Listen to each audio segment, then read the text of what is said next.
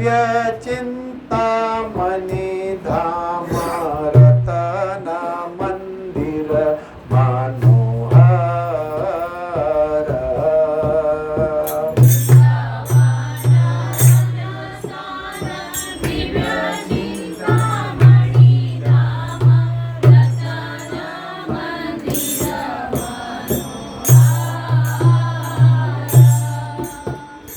वृंदावन रम्य स्थान दिव्य चिंतामणि धाम रतन मंदिर मनोहर।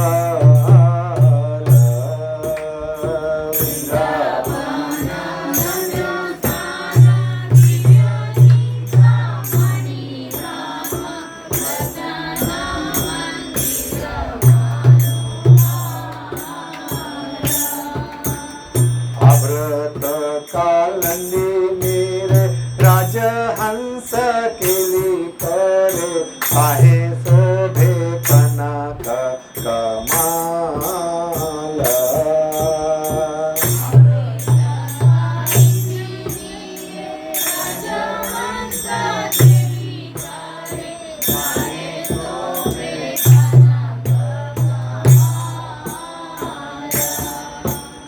हर मध्ये हेमपीठ अष्टदले वेष्टित अष्टदले प्रधान नायिका।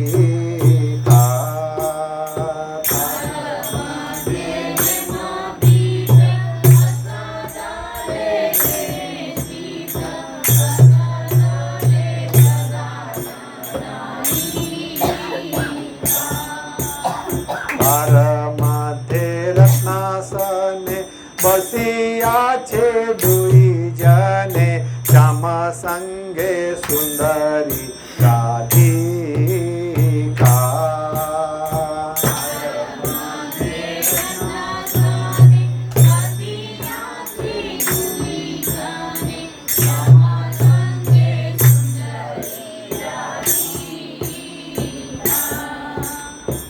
रूप लावण्य राशि अमिया पड़ी से खासी हास्य परिहास संभाषणे।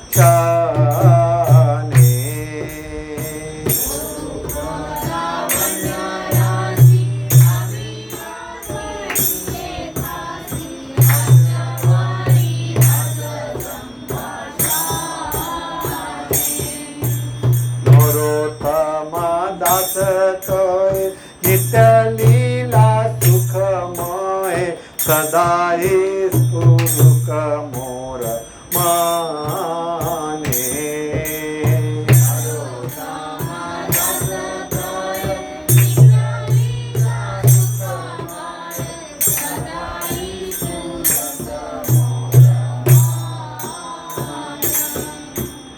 वृंदावन वृंदावन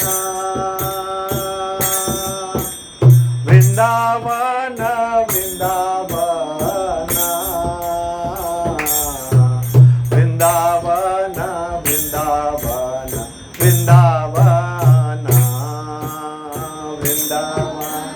वृंदावन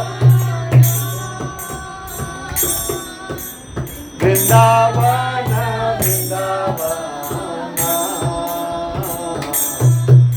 वृंदावन वृंदावन वृंदावन वृंदावन रम्य स्थान दिव्य चिंतामणि धाम रतन मंदिर मनोहर।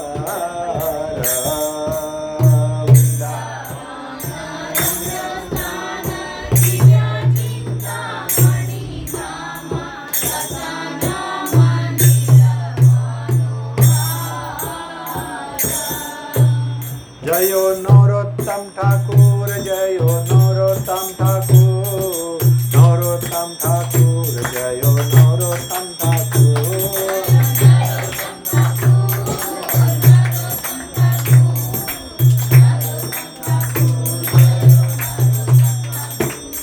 हमारा आचार्य बहुत बड़े आचार्य नरोत्तम दास ठाकुर ने लिखा हुआ है। वे लिखते हैं कि वृंदावन नामक रम्य स्थान आध्यात्मिक जगत का एक दिव्य धाम है। वह दिव्य चिंतामय रत्नों से बना हुआ है। वहाँ कई मनोहर रत्नों से बने हुए मंदिर है तथा जहाँ राजहंस यमुना में के जल में क्रीड़ा करते हैं। यमुना के जल में संत पंखुड़िया वाला स्वर्ण कमल शोभायमान है। अब वृंदावन जगह में वृंदावन में कौन रहते थे आज से 5000 साल पूर्व? कौन थे? श्री कृष्ण रहते थे। तो उस वक्त का मनोहर दृश्य का वर्णन किया हुआ है। लेकिन आज भी वैसे ही दिखता है, हमें नहीं दिखेगा, क्योंकि हमारे जो ये चक्षु बोलते हैं, जिसको आंखें बोलते हैं, वे भौतिक के सामने पर्दा है। तो हमें वहाँ पर जाने के बाद कुछ अलग ही दिखेगा। लेकिन जो हमारे वरिष्ठ आचार्य है, जिन्होंने बहुत घनी तपस्या की है, उन्हें सत प्रतिशत दिखाई देता है। तो वे कहते हैं उस कमल के मध्य में 8 पंखुड़िया से घिरा हुआ एक स्वर्ण पीठ है। उस अष्ट पंखुड़िया के ललिता एवं विशाखा के नेत्रों में 8 प्रधान नायिका स्थित है। उसके बीच में स्वर्ण पीठ पर युगल जोड़ी विराजमान है। श्याम सुंदर राधिका और सुंदर बैठी है।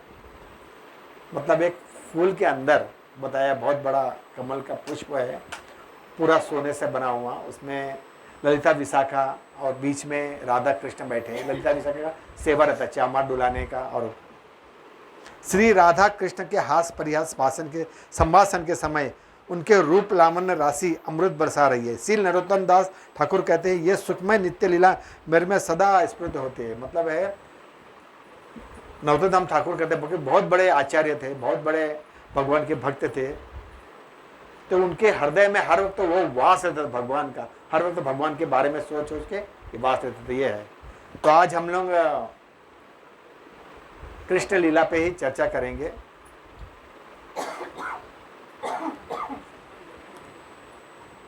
हरे कृष्णा। कृष्णा समर्पण।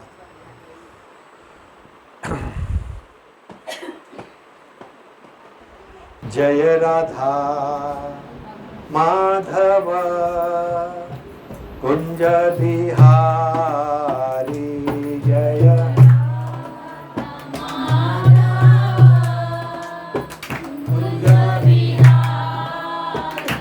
जय राधा माधव कुंज बिहारी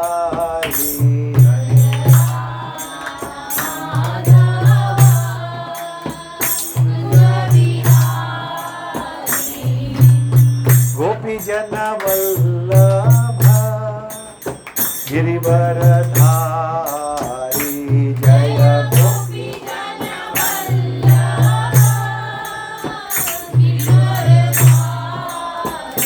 जय गोपी जन वल्लभ गिरिवरधारी जय गोपी जन वल्लभ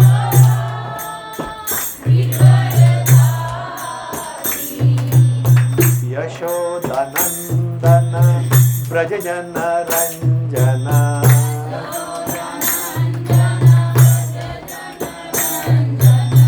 यशोदानंदन ब्रज जन रंजन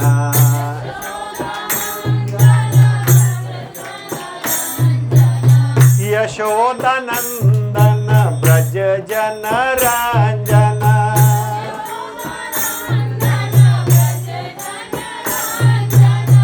यशोदानंदन ब्रज जन रंजन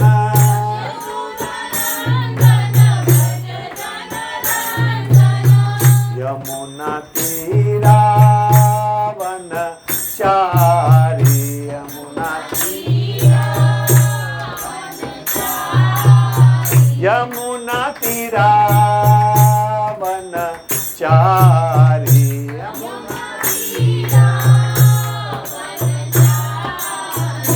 जय राधा माधव कुंज बिहारी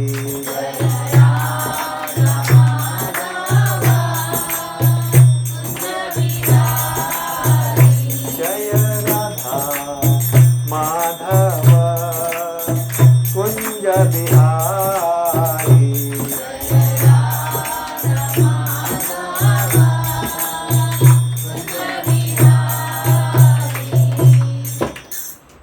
ओम नमो भगवते वासुदेवाय।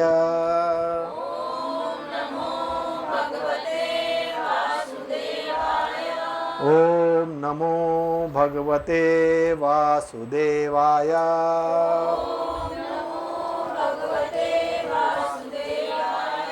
ओम नमो भगवते वासुदेवाय।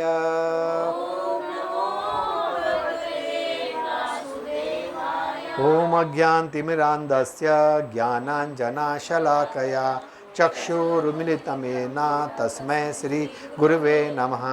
चिरचैतन्यमनोभीष्टं स्थापितं येन भूतले स्वयं रूपा कदा मह्यं ददाति स्वपदान्तिकं। वन्देऽहं श्रीगुरु श्रीयुतापदकमलं श्रीगुरुवैष्णवांश्च श्रीरूपं साग्रजातं सहगणरघुनाथां तं तजीवं सावधैतं सावधूतं परिजनासहितं कृष्णचैतन्यदेवं श्रीराधाकृष्णपादान् सहगणललिता श्रीविशाखान्वितां च।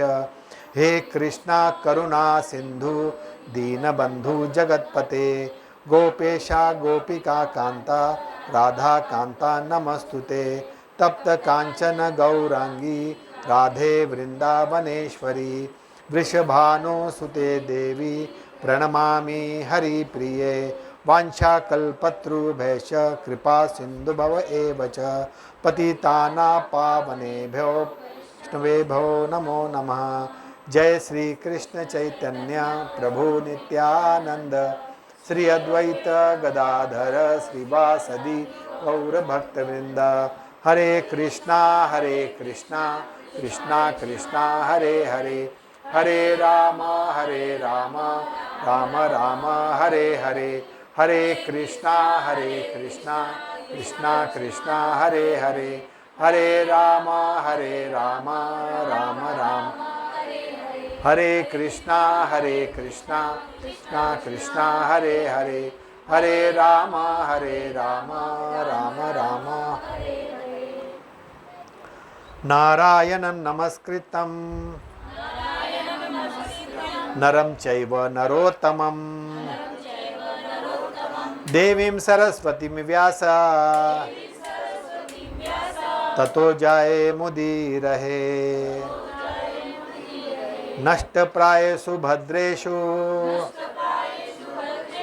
नित्यं भागवतं सेवया भगवतम उत्तम श्लोके भक्तिर्भवति नैष्ठिकी। कृष्णाय वासुदेवाय देवकी नंदनाय च नंद गोपकुमाराय गोविंदाय नमो नमः।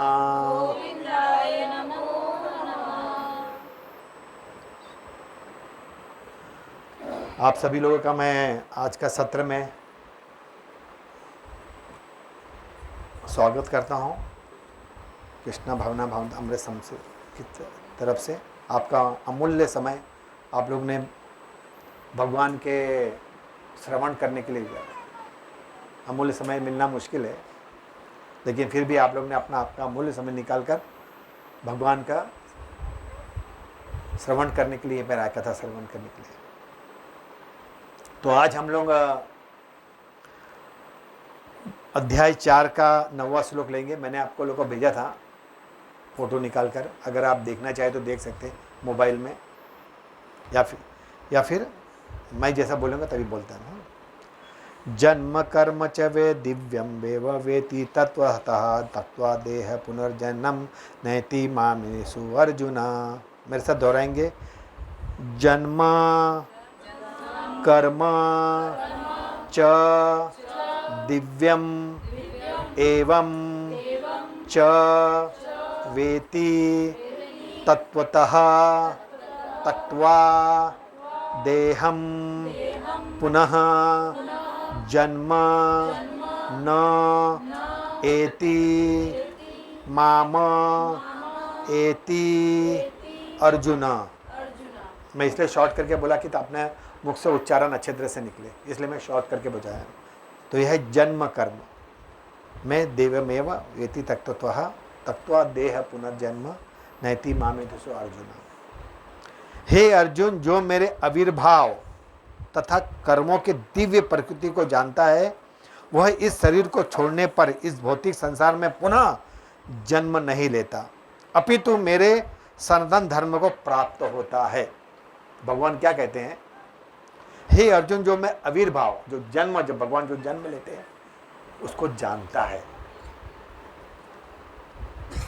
और जन्म कर्म जो भी भगवान के बारे में अपने भगवत गीता हर घर में तो पढ़ने का प्रयास करेंगे तो आपको मालूम पड़ेगा कि कृष्णा क्या चाहते हैं हमसे। हर श्लोक में एक पाठ हमें पढ़ाते हैं, चाहे वो अर्जुन को पढ़ा रहे हो, लेकिन हमें सोचना है ये हमारे लिए भी है, सिर्फ अर्जुन के लिए नहीं है। एक अर्जुन एक निमित्त मात्र थे उनको सुनाने के लिए। जितना भी भगवत गीता लिखा गया है वो हमारे लिए है, भगवान ने जो भी कहा है, तो ये हमें समझना बहुत ज़रूरी है। ये मेरे लिए थोड़ी है, ये तो बड़े बड़े श्लोक लिखे हैं, हमारे लिए थोड़ी है।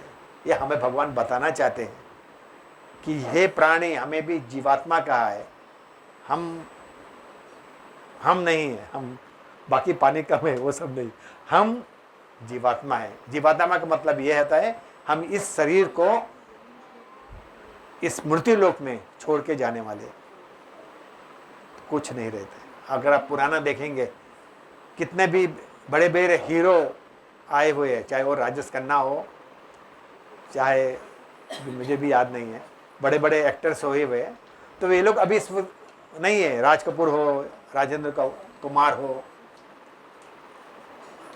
तो वे लोग अपना शरीर त्याग के चले गए हैं। बड़े बड़े हीरो थे, बहुत लक्ष्मी था, उसका पुत्र ऋषि कपूर, वो भी सब चले गए। लेकिन उनके जाने के पहले क्या उन्होंने कुछ जो अपने जीवात्मा के प्रति कुछ किया है? नहीं किया है, तो यह शरीर मिलके कोई फायदा नहीं है, ये भगवान बताना चाहते। तो प्रभुपाद हमारे लिखते हैं अपने कोट में, श्रील प्रभुपाद की जय। छठे श्लोक में भगवान में दिव्य ध्यान में उसके अवतरण की व्याख्या हो चुकी है। जो मनुष्य भगवान में आविर्भाव के सत्य को समझ लेता है वह इस भावबंधन से मुक्त हो जाता है। इस शरीर को छोड़ने ही वह तुरंत भगवान के धाम में लौट जाता है। क्या लिखते हैं? बहुत अच्छा लिखते हैं प्रभुपाद। भावबंधन से जीव को ऐसी मुक्ति सरल नहीं है। निर्वेशवादी तथा योगीजन पर्याप्त कष्ट तथा अनेक जन्म के बाद भी मुक्ति प्राप्त कर पाते हैं। इतने पर भी उन्हें जो मुक्ति भगवान के निरंकार ब्रह्म ज्योति में तदात्म्य प्राप्त करने के रूप मिलती है वह आंशिक होती है। इस भौतिक संसार में लौट आने का भय बना रहता है, किंतु भगवान के शरीर की दिव्य प्रकृति तथा उसके कार्यकलाप को समझाने के मात्र से भक्त इस शरीर का अंत होने पर भगवत धाम को प्राप्त करता है और इस संसार में लौट आने का भय नहीं रह जाता। ब्रह्म संहिता में 5वां के 33वां श्लोक में बताया गया है कि भगवान अनेक रूप तथा अवतार लेते हैं। अद्वैत मचुना मतम रूपात्यम। यद्यपि भगवान अनेक दिव्य रूप है, किंतु फिर भी वे अद्वैत भगवान है। इस तत्व को विश्वास पूर्वक समझना चाहिए। यद्यपि संसारी विद्वानों का ज्ञान योग के लिए अगम्य जैसा वेदों है, जैसा पुरुष परमोधनी उपनिषद में लिखा हुआ है, एको देवो नित्य लीलानुरक्तो भक्त व्यापी हृदय तरात्म आत्मा। एक भगवान जो अपने निष्काम भक्तों के साथ अनेक दिव्य रूपों को में सदैव संबंधित है। इस देव वचन को स्वयं भगवान ने गीता के इस श्लोक में पुष्टि की है। जो इस सत्य वेदों तथा भगवान के प्रमाण के आधार पर स्वीकार करता है वह सूक्ष्म चिंतन के समय नहीं गवाता, वह मुक्ति की चरम सिद्धि प्राप्त करता है। इस सत्य को श्रद्धापूर्वक स्वीकार करने से मनुष्य निश्चित रूप में मुक्ति लाभ कर सकता है। तो इसका तात्पर्य बहुत बड़ा है, लेकिन हम अभी थोड़ा कृष्ण लीला पे चर्चा करेंगे। इसमें लिखा भी है भाई, श्री भगवान को तमेव दिव्यति मूर्तिमेति नान्यः पंथा विद्यते अयनाम। श्री भगवान को जान लेने से मनुष्य जन्म तथा मृत्यु से मुक्ति से पूर्ण अवसर को प्राप्त करता है। इस सिद्धि को प्राप्त करना कोई अन्य विकल्प नहीं है। इसमें श्वेताश्वर उपनिषद में भी कहा है कि इसका कोई विकल्प नहीं है। का अर्थ यही है कि जो श्री कृष्ण की भगवान के रूप को नहीं मानता अवश्य ही तमोगुणी है और मधु पात्रों को लेकर बाहर बार चाट कर भगवान की तरह विद्वान पूर्ण संसारी विवेचना करने का मोक्ष नहीं कर सकता। ऐसे सूक्ष्म दार्शनिक भौतिक जगत में महत्वपूर्ण भूमिका निभाने वाले हो सकते हैं, किंतु वे मुक्ति के अधिकारी नहीं होते। ऐसे में अभिमानी संसारी विद्वानों का भगवत अहेतु की कृपा प्रतीक्षा करनी पड़ती है। अतः मनुष्य को चाहिए कि श्रद्धा तथा ज्ञान कृष्ण भावनामृत का अनुसरण करे और सिद्ध प्राप्त करे। इसलिए कहते हैं जन्म कर्म, भगवान का हर चीज जो जन्म है, कर्म है, लीला है, वो सब दिव्य है। किस प्रकार दिव्य है, हम थोड़ा उसके बारे में चर्चा करेंगे।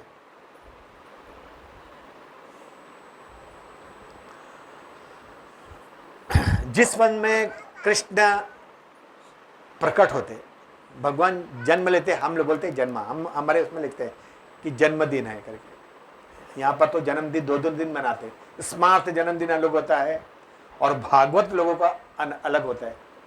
आजकल हर चीज़ 2-2 प्रकार से बनाया जाता है। जो भागवत धर्म अपनाते नहीं उसको बोलते हैं स्मार्त धर्म, जो एक दिन पहले बोलते हैं आज है करके। और जो हम हैं, जो वृंदावन में होता है, द्वारका में होता है, जगन्नाथपुरी में होता है, और जितने भी भगवान वो लोग सब भागवत धर्म अपनाते हैं। उसके अनुसार कृष्ण जन्म होता है या फिर एकादशी होता है जो हम पालन करते हैं। 2 एकादशी में लिख के आता है 2 एकादशी है, तो भागवत एकादशी कभी भी हमें चॉइस करना पड़ता है, भागवत एकादशी। अब उसमें एक प्रश्न आता है, क्या वे जो कर रहे हैं जन्म दिन अपना मना रहे हैं, क्या वे सत्य है या हम बना रहे वो सत्य है? इसमें कोई बता सकता है? क्या वे लोग स्मार्ट जो लोग जन्मदिन मना रहे हैं वो सत्य है या भागवत बना रहे वो सत्य है? कोई टीका टिप्पणी करना चाहेंगे? तो मैं बता दूं कि वो जो कर रहे हैं उन्हें पता ही नहीं चला कि भागवत धर्म के अनुसार ऐसा होता है, तो वे अपने जगह पे सही है। हम उन्हें ऐसा नहीं कह सकते क्या तुम अभी मना रहे हो। हम लोग भी तो 1 हफ्ते के बनाए थे, हर हमारे सेंटर में होता है ना आपने लास्ट टाइम बनाए थे, कभी मनाए थे? 1 हफ्ते के बाद बनाए थे ना, तो हम भी बना रहे, तो वे लोग कोई बनाने दो, अच्छी बात है। जल कृष्ण का को मान तो रहे, लेकिन खाली एक होता है, हमें कृष्ण ने क्या किया है वह नहीं करके क्या कहा है उस पर विचार करना है, मटकी नहीं फोड़ना है। मैंने बच्चों लोग के लिए करना है, क्योंकि मैं गोपाल गार्डन में काम करता था, वहाँ पर 5 माले का बिल्डिंग है, तो वहाँ पर मैं 5 बिल्डिंग में हम लोग बांधते थे बच्चों लोग को दिखाने के लिए कि एक ये लीला है क्योंकि भगवान ने किया हुआ है। लेकिन जो रास्ते पे होता है, जो गंदगी हरकतें होती है और वो लगाते हैं, तो वैसा एक्चुअली भगवान नहीं चाहते। और दूसरे दिन से काम खत्म हो गया, मटकी हो गया, कृष्ण लीला समाप्त। लेकिन हम वैष्णव का और भागवतों का कृष्ण लीला चलते रहता है, वो समाप्त नहीं होता है। तो कृष्ण लीला के बारे में ऐसा बताया गया है कि जिस वंश में कृष्ण प्रकट होते हैं वो यदुवंशी कहलाता है। यदुवंशीय 2 प्रकार का भगवान जन्म लेते हैं। एक तो सोम यानी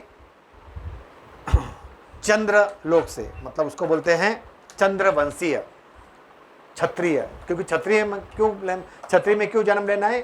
क्योंकि उन्हें भगवत भक्तों का रक्षा करना है, तो क्षत्रिय में वे प्रकट होते हैं। एक चंद्रवंशी होता है और एक सूर्यवंशी। तो आपको पता होगा कि चंद्रवंशी में कृष्ण का जन्म हुआ था और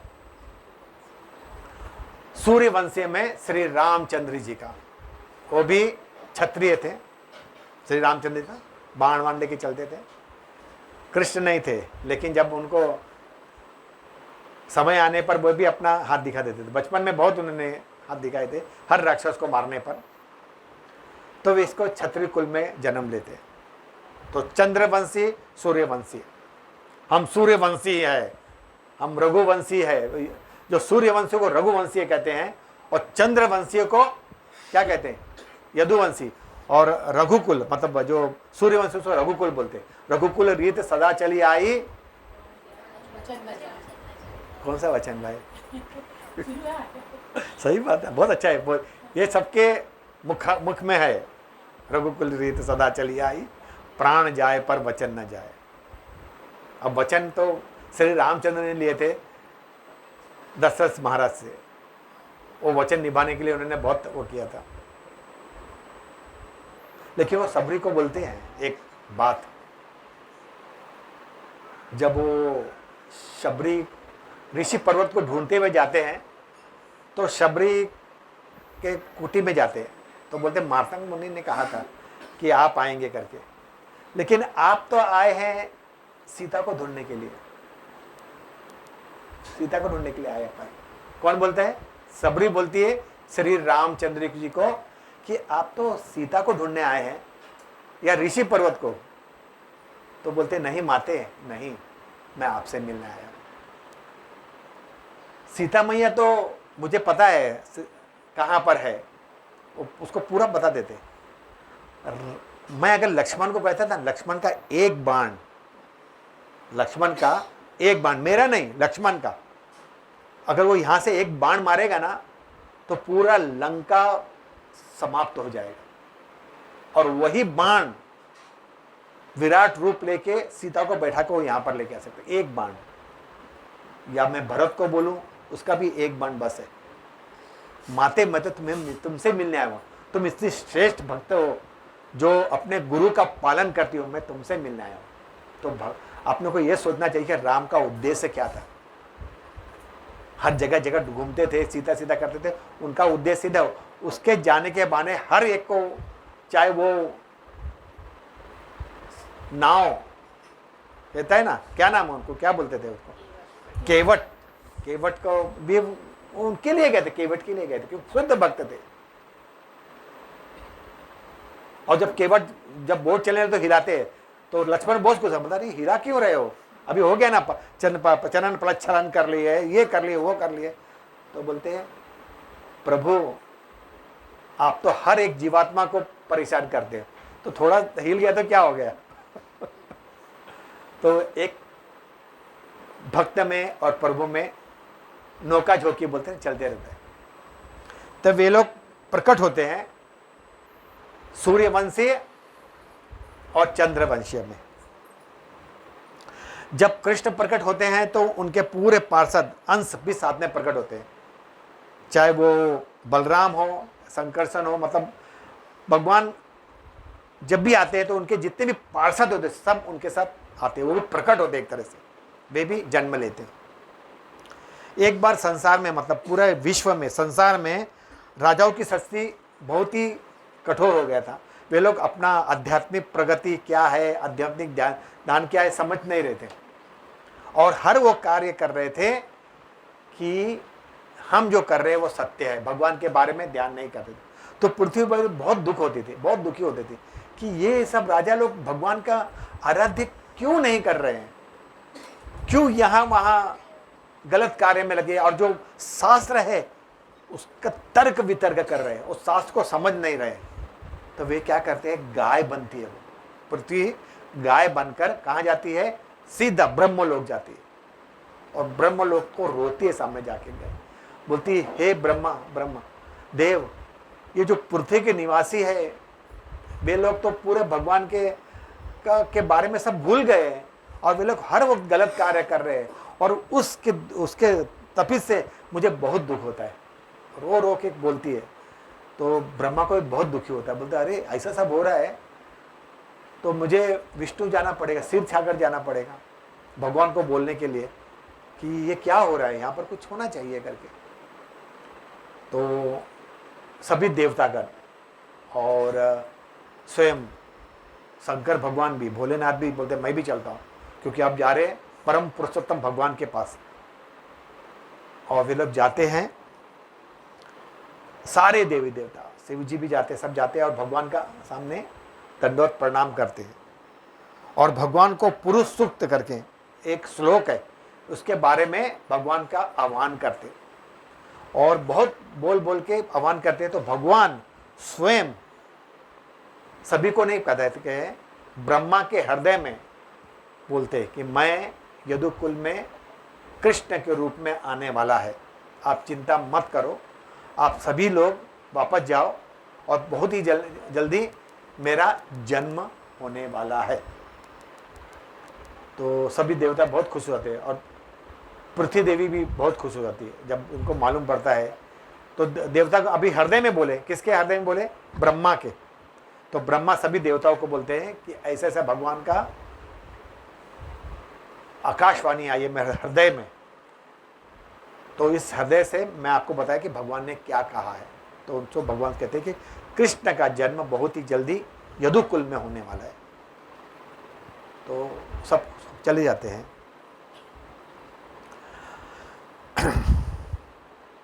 यदुकुल में नायक थे राजा सूरसेन। यदुकुल बहुत ही पवित्र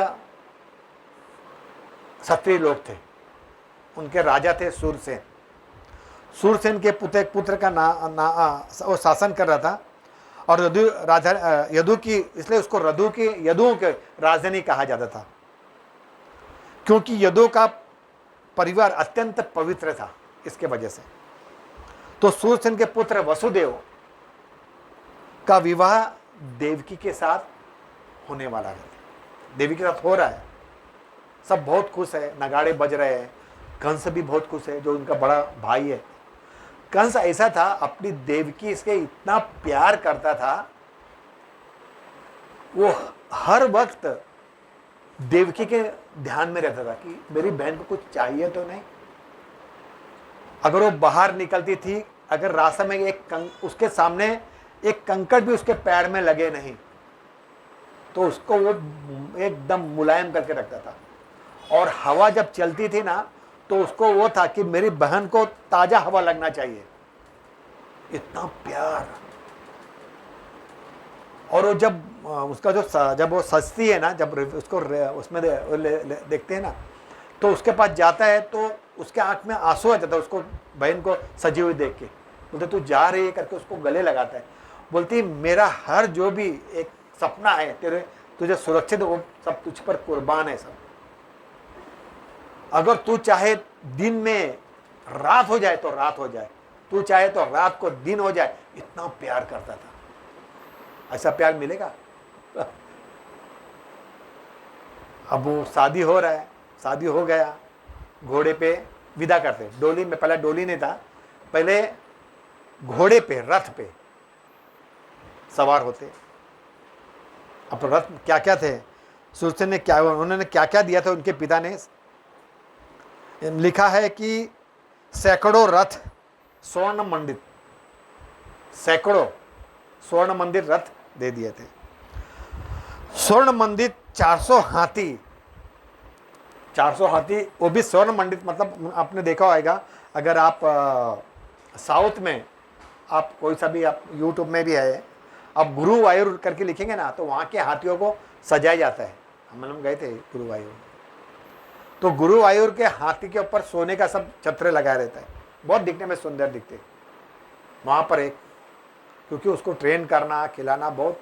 लेकिन भगवान के उससे गुरुवायूर में एकदम, और एक तो विग्रह इतना छोटा है, अगर ध्यान से देखेंगे तो दिखता भी नहीं है, खाली दिया दिया दिखता है।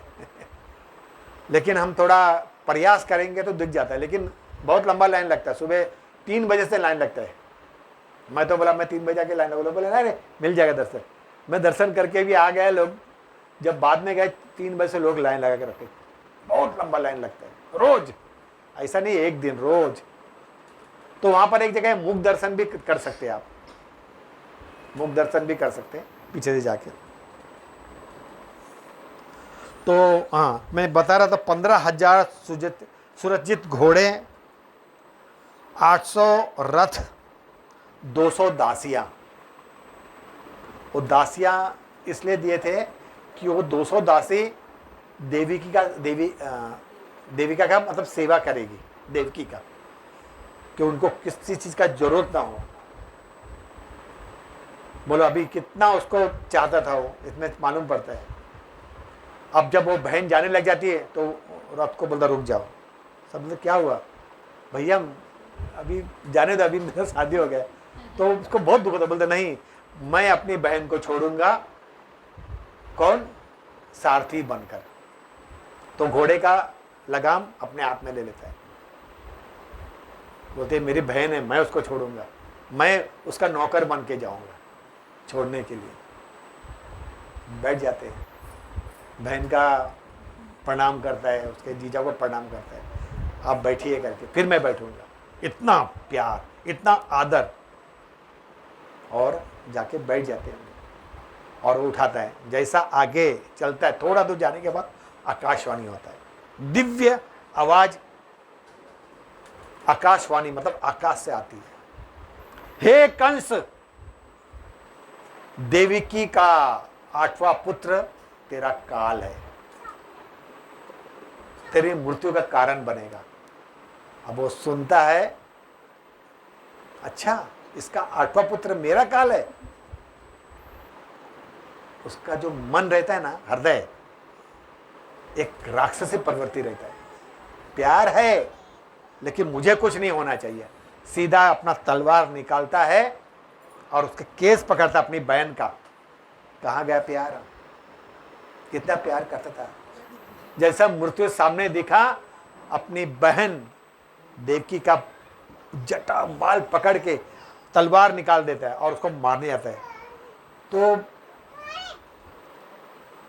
उसको बहुत आश्चर्य होता है वसुदेव को कि ये क्या कर रहे हो तुम, इस तरह से व्यवहार क्यों कर रहे हो अपने बहन के प्रति, क्या हो गया तुम्हें?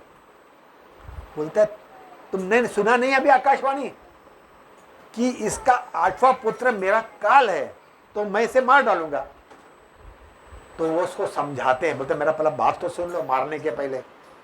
अगर तुम एक स्त्री का वध करोगे तो लोग क्या कहेंगे?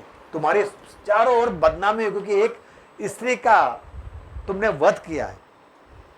तुम्हारा यह का क्या होगा? तुम्हें पता होना चाहिए कि जो यह शरीर मिला है, हर एक मनुष्य को अपना शरीर छोड़ के जाना है। हर इंसान को अपना शरीर छोड़ के जाना है। तो क्यों अपनी बहन को मार रहे हो तुम? इसका पाप भी तुम अपने सर पे क्यों ले रहे हो? ऐसा सब बोल बोल के उसको दिमाग उसका और कर दो, क्योंकि वो बहुत ही बड़े भक्त होते हैं वसुदेव भगवान के।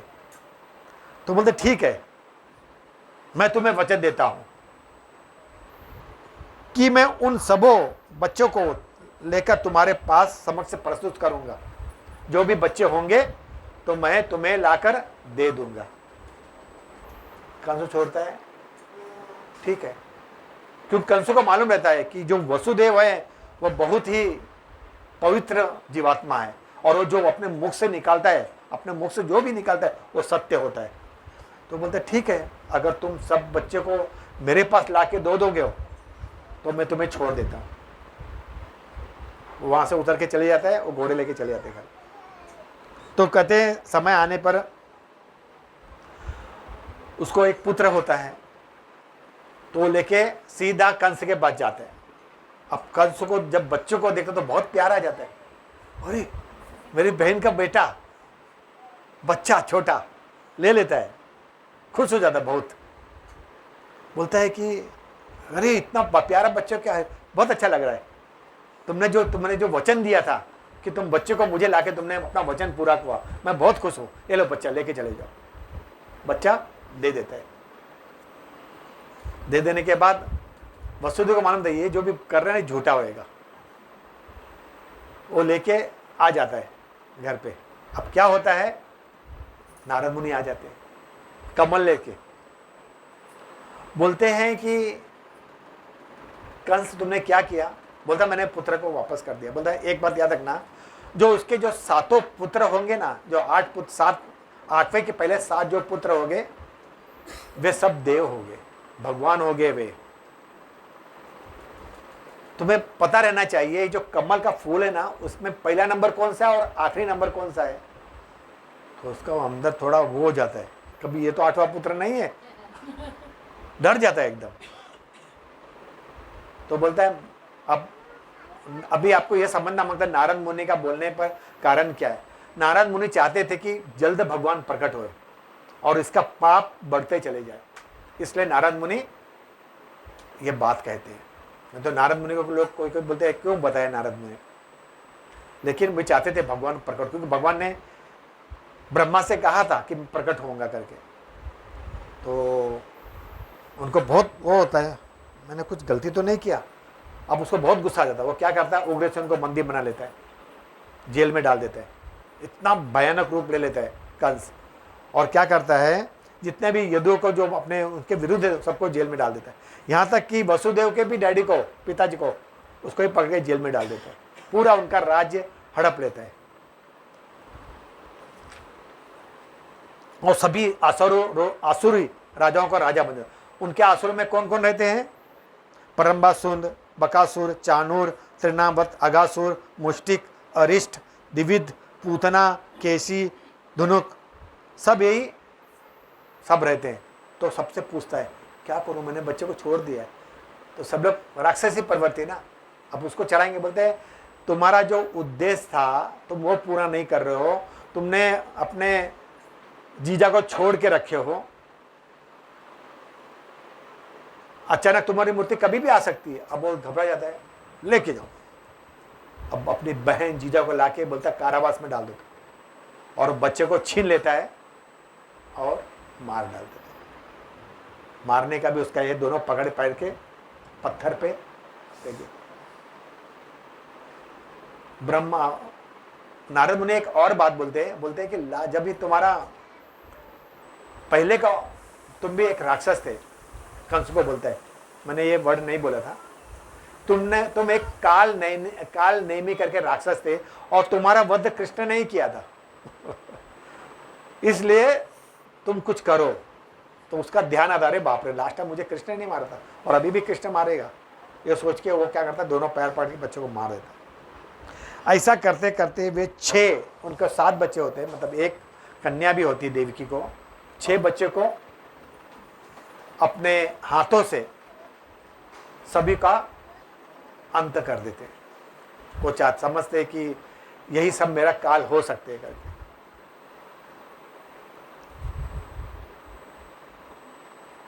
जब देवकी 7वीं बार का गर्भ होती है तो उसके गर्भ में शेष नाग आते हैं, जिसको बलपूर्वक निकाल के रोहिणी के पास गर्भ में डाला जाता है। याद रखना, रोहिणी के गर्भ में डाला जाता है। तो उसको बलपूर्वक निकालने के बाद उसका नाम पड़ा है बलराम। और जब सातीपुर वहां की जो पुत्री लाके रखते हैं, मैं बताता हूं आगे, क्योंकि भगवान का वचन है कि जब भी मैं प्रकट होऊंगा तो जन्म कर्म च दिव्यम, अभी भी अपने में श्लोक पढ़े थे वही है करके। जब भगवान प्रकट होते हैं उस दिन पूर्व, पश्चिम, उत्तर, दक्षिण सभी दिशा शांत हो जाते हैं। 4 है ना, 4 अपने इस पृथ्वीलोक में 4 दिशा है, पूर्व, पश्चिम, उत्तर, दक्षिण। ऐसे बहुत सारे लोग हैं जहां 8 दिशा भी है जो हमें पता नहीं है। भगवान का जो क्रिएशन है ना, जैसा ब्रह्मा चतुर्भुज ब्रह्मा इस भूतल में, इस पृथ्वीलोक में चतुर्मुख ब्रह्मा है, वैसे अन्य लोक में शास्त्र के अनुसार, भागवतम के अनुसार कई ब्रह्मा है और कई जीव वहां रहते हैं। जीव भगवान की लीला चलते रहती है। कहीं पर 8 मुख वाले ब्रह्मा, कहीं पर 16 मुख वाले ब्रह्मा, कहीं पर 25, कभी 100, 1000, 2000, लाख। अब ये सुनेंगे तो हमें बुद्धि हमारी इतनी प्रकट नहीं है, प्रबल नहीं है कि हम कुछ समझे। तो हमें चतुर्मुख ब्रह्मा से ही शांत रहना है, क्योंकि इसका जो वो है बहुत बड़ा है। जितना भी हम शास्त्र को निचोड़ने जाएंगे तो बहुत आगे निकल जाता शास्त्र। तो कहते हैं कि सुंदर पक्षियां एवं मोरों में पूर्ण थे। वायु अपने साथ विविध पुष्पों की सुगंध बह रही थी जब कृष्ण प्रकट होते हैं। स्वर्गलोक में देवी देवता अपने अपने पत्नियों के साथ, अप्सरों के साथ नाचने लगते हैं। ऋषि मुनि देवता प्रसन्न होकर फूल बरसाने लगते हैं। समुद्र पर तरंगों की इतनी सुनाई, अच्छी सुनाई पड़ती, तरंगों की, समुद्र की लहरों की सुनाई पड़ती है। उस समय भगवान विष्णु अंधेरी रात में भगवान के रूप में देवी के समक्ष प्रकट होते हैं। पैदा नहीं होते, प्रकट होते हैं। भगवान कृष्ण उस वंश में उत्पन्न हुए थे जो चंद्रमा के वंश का परंपरा में थे, यानी चंद्रवंशीय में। उनके 4 हाथ में थे, प्रकट हुए ना भगवान, 4 हाथ, शंख चक्र गदा पद्म के साथ। अब देवकी को लगता कि मेरा, उनका एक ऐसा दिलाते कि तुम्हें बच्चा हो गया करके, पैर बंधाओ, हाथ बंधाओ, बच्चा हुआ है। लेकिन ये कैसा बच्चा है जिसका शंख चक्र गदा पद्म श्री वत्स का चिन्ह है, कौशुक मणि उनके गले पे है, और इतने अलंकृत, इतना सुंदर दिख रहे हैं कि ये कौन आ गया। तो उनके केस घुंघराली थे, बहुत सारे उसमें लिखा हुआ है, अद्वितीय रूप था। और वसुदेव आश्चर्यजनक देख रहे थे कि शंख चक्र गदा पद्म मतलब है, वे समझ गए कि भगवान प्रकट हो गए, भगवान प्रकट हो गए। अरे भगवान तो प्रकट हो गए, और उनका मन में बहुत खुशी होती है कि भगवान प्रकट हुए, आए हमारे पास। तो वे मन ही मन क्या सोचते हैं, मैं 1000 गाय ब्राह्मणों को अपने मन से दान दे देते। अपने मन से उन्होंने दान दे दिया कितने, ब्राह्मणों को। तो कहते हैं जो मन से किया हुआ वही कार्य पूरा होता है। हम भी मन से कर सकते हैं, अभी हम हर चीज मन से करेंगे। मन से सिर्फ खाना नहीं खा सकते और बाकी सब कर सकते हैं। मन से पेट भर गया नहीं बोल सकते, मन से पैसे निकल जाए नहीं बोल सकते, लेकिन कुछ है हम कर सकते हैं।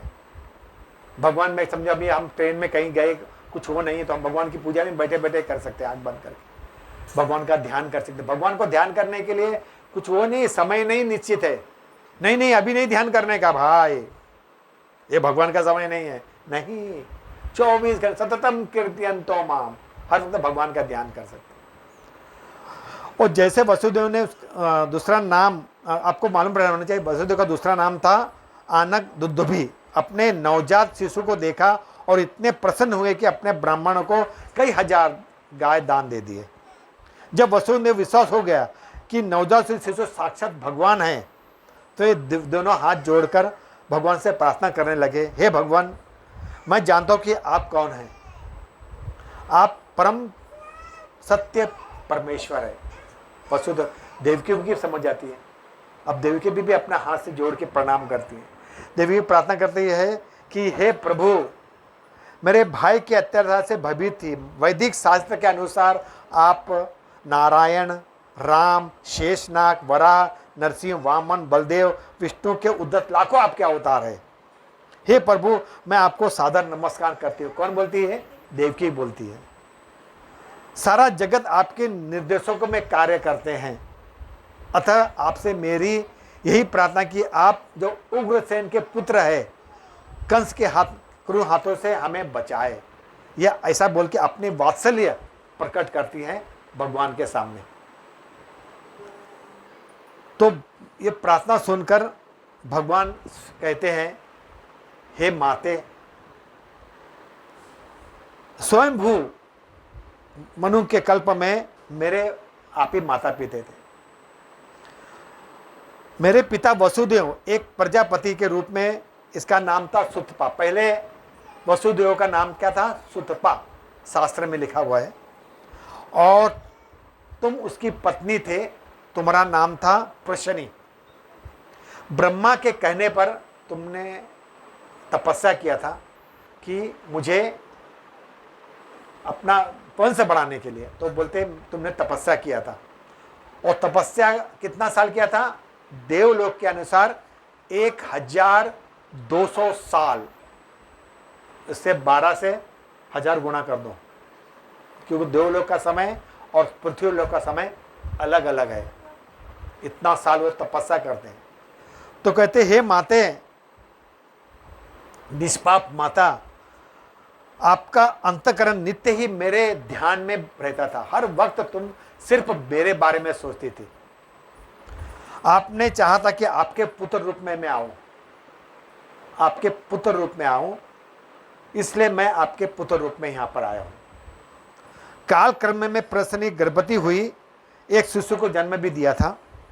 दूसरे कल्प में आपने अदिति और कश्यप मुनि के रूप में जन्म दिया था, दोनों, वसुदेव और ये आप अदिति। और उस वक्त मैं बौने के रूप में जन्म लिया था, उपेंद्र नाम था, लोग मुझे वामन देव कहते थे। उस वक्त भी आप मेरे माता पिता थे। मैं इस विष्णु रूप में इसलिए अवतरित हुआ हूं कि आपको विश्वास दिला सकूं कि मैं भगवान हूं। तुमने तो जो जन्म मेरे लिए तुमने ये तपस्या किया था वो तुम्हारा सार्थक है, इसलिए मैं तुम्हारे सामने प्रकट हुआ हूं। हे माता पिता, इस तरह आपने कई बार अत्यंत लाड प्यार से मुझे पाला है, पोसा है। मैं अत्यधिक प्रसन्न हूं। आपने मुझे बहुत लाड प्यार से मुझे पोसा है। आपका अत्यंत मैं कृतज्ञ हूं। मैं अतः मेरा आदेश है कि आप तुरंत मुझे गोकुल ले जाए और यशोदा की नवजात कन्या से मुझे बदल ले। और वे सामान्य बालक के रूप में आ गए और मौन हो गए, चुप है। जैसा ये शब्द बोले और एक सामान्य शिशु रूप में वहां पर आ गए और चुप हो गए एकदम। अब वसुदेव देखते कैसा होगा, वहां पर योग माया प्रकट हुई थी। कहां पर? गोकुल में। उसके योग से क्या होता है, पूरा पैर का खुल जाता है, हाथ का बेड़िया खुल जाती है, और जितने भी सेविक बोलते हैं 7 या 9 द्वार होते हैं, वे सब योग माया का वो आता है ना प्रकोप, सब सो जाते हैं। अब सोने के बाद रास्ता साफ हो गया, और जितने भी किवाड़े, 2 दरवाजे, वो ऑटोमेटिक खुल जाते हैं। ठंग ठंग 1 2 3 4 5 6 7 9 के 9 दरवाजा खुल जाते हैं। अब वहाँ टोकरी भी है सामने रखा, सब कुछ आ जाता है योग माया से। अब टोकरी में डालते हैं और बाहर निकलते हैं, क्योंकि उन्होंने कहा है कि इसे ले जाकर गोकुल में उनके रोहिणी मैया को एक पुत्री पैदा हुई, उसको लेके आ जाओ। वे उठाते हो टोकरी और ले जाते थे। अब बाहर अंधेरा, बहुत अंधेरा एकदम, लेकिन जैसा बाहर निकलते तो सूर्य का प्रकाश चमकने लग जाता है। उस वक्त यमुना नदी का तेज प्रभाव इतना तेज रहता है कि वो भी शांत हो जाती है। जितने भी वहां का वातावरण सुगंधित हो जाता है जब भगवान को लेके चलते हैं। वहां के जो भी आवाजें हैं कुछ सुनाई नहीं, एकदम शांत। सूर्य प्रकाश इतना रहते कि सारे रोड वसुदेव को दिख रहे हैं और वे लेके जाते हैं। और जब यमुना में पैर रखते तो बहुत गहरा रहता है ना यमुना में। और यमुना क्या चाहती है कि मैं एक बार कृष्ण के चरण को हाथ लगा दूं। तो कृष्ण क्या करते हैं, अपना पैर टोकरी से बाहर निकाल देते हैं, क्योंकि पैर तो वसुदेव डूब जाएंगे ना, पानी इतना तक आ जाता है एकदम। और जैसा यमुना छूती है कृष्ण के चरण कमल को, क्या होता है, यमुना को पता रहता है कि ये मेरे पति भी बनने वाले हैं तो मेरे पति का मैं पैर पड़ लूं। तो यमुना का जैसा जल को टच होता है पूरा पानी अलग हो जाता है और एक सुंदर फूल सींच का रास्ता बन जाता है। इतने सुंदर रास्ता बन जाते हैं और उसमें पैर रख के जाते हैं वसुदेव उस नन्हे कृष्ण को लेके जाते हैं और गोकुल में जाते हैं। तो वहाँ भी योग माया से सब लोग सोए रहते हैं। वो जाते हैं अपने, वहाँ भी दरवाज़ा खुल जाता है और जाते हैं और उनके पुत्र कृष्ण को वहाँ रखते हैं और देवकी की पुत्री को जो योग माया थी उसको लेके आते हैं, लेके आकर वापस लेके आते, उसी तरह रास्ता साफ हो जाता है। जो नदियाँ है, नदी यमुना नदी रास्ता दे देती है यश वसुदेव को, और उसी तरह पूरे गेट खुले रहते हैं और सभी सैनिक क्या रहते हैं, सोए रहते हैं। आप लोग तो नहीं सो रहे ना, सब सोए रहते हैं और वे आराम से जाते हैं। जैसे जाते हैं एक एक दरवाजा बंद होता है, ठंग ठंग ठंग, और जैसे जाते हैं उसको नीचे रखते हैं बच्चे को, देवकी। वो बच्चे को सुंदर रूप देख के देवकी बहुत दुखी होती है, बोलते अब बच्चे का क्या करेंगे, पुत्री को मारेंगे, और उसके हाथ पैर में बेड़ियां लग जाती है। अब कंस को मालूम पड़ता है कि एक पुत्र पैदा हुआ है। वे आते अपना तलवार लेकर, ठाक ठाक ठाक, कहाँ है देवकी, वो दर्जा चेतन बोलते भैया भैया एक में मेरा बात सुनो, ये कोई पुत्र नहीं हुआ है, मुझे पुत्री हुई है, और मैं तुम्हें वचन देती हूँ कि इसका विवाह मैं तेरे पुत्र से कर दूंगी, इसको मत मार, तेरी बहू बनेगी। तो बोलते हैं ये पुत्र होना चाहिए था, ये पुत्री कैसे आ गया, शायद ये पुत्र ही होगा, ये जरूर कोई भगवान का चाल होगा। तो क्या करता है, उसको भी उठाता है, जैसा ऊपर करता है वो तो देवी रहती है, दुर्गा देवी, और उसके हाथ से छटक जाती है और अपना रूप दिखाती है। खड्ड करपर खप्पर त्रिशूल हाथ लिए रक्त बीज को भस्म करे, सुम्बण सुम्बण शनि मारे, महिषासुर को वदन करे। अपना रूप प्रकट करती है, बोलते हे दुष्ट कंस, तू मुझे मारने चला था। अरे मूर्ख, देविका का 8वां पुत्र इस पृथ्वी लोक पर आ गया है और तेरी मृत्यु निश्चित है, तेरा मृत्यु निश्चित है। ऐसा बोलते ही गायब हो जाती है।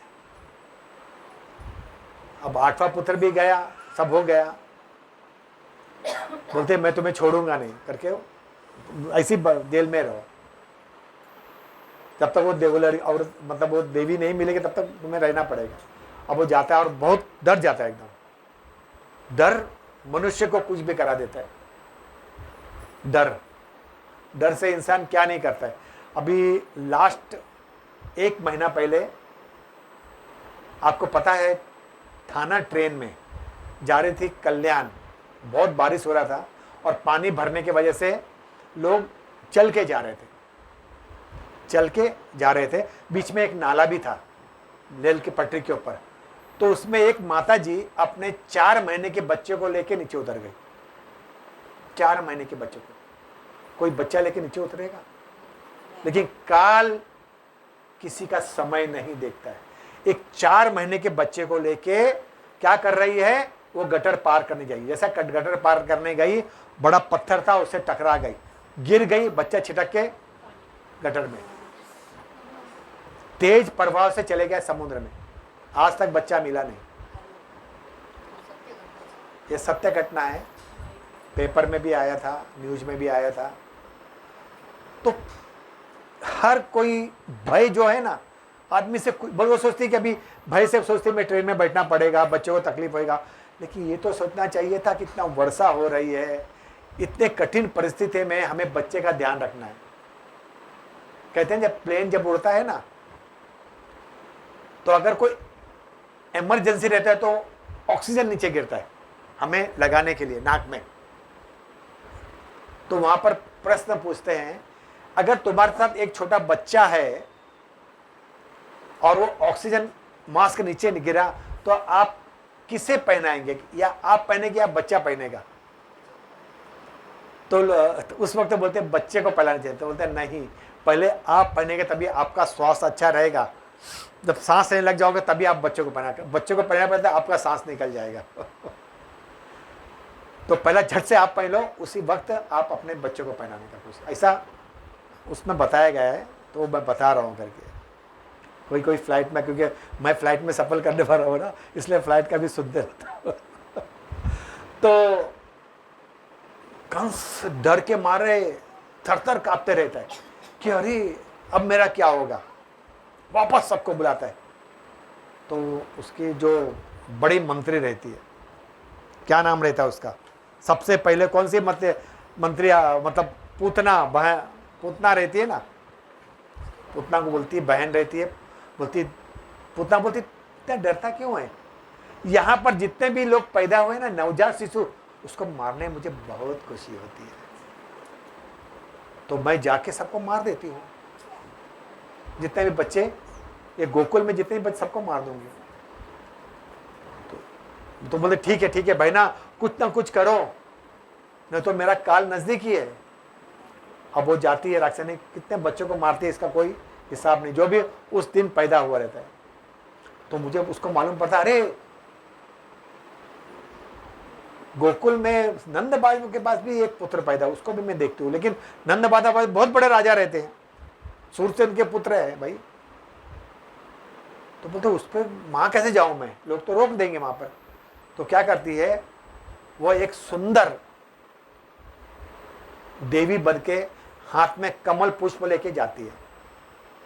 तो लोग देखते, अरे इतनी सुंदर, जरूर लक्ष्मी होगी। यहां तक कि रोहिणी मैया और ये भी देखती है, यशोदा मैया की भी देखती है। बोलते अरे कितनी सुंदर है ये तो दिखने में। तो पूछती जाके, तुम्हारा पुत्र कहाँ पर है? तो बोलती है, सब लोग बोलते हाँ जाओ जाओ वहां पर है, इसका आशीर्वाद ले लो, लक्ष्मी आई अपने द्वार पे। वो जाती है उसको, और जब उसको देखती है, तो जब कृष्ण देखते हैं तो अपने आंखें बंद कर लेते हैं। इसलिए नहीं कि राक्षसनी आई है, उसको मालूम है राक्षस है करके, वो इसलिए आंख बंद करते हैं कृष्ण।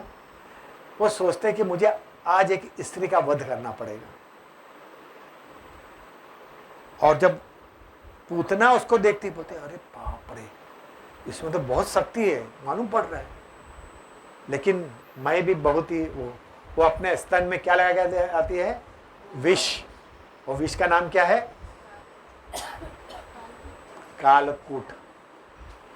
वो एक प्रकार का सर्प होता है, वो अपने फन से निकालता है और वो लगा के आती है। बोलती है कि इसे मैं दूध पिलाती है, इसको अमृत अमर हो जाएगा ये। तो हाँ जरूर जरूर। और जब वो छाती पे लगाती है तो कृष्ण भगवान है, सब पता है। वो उसे एक दाई के रूप में देखते हैं।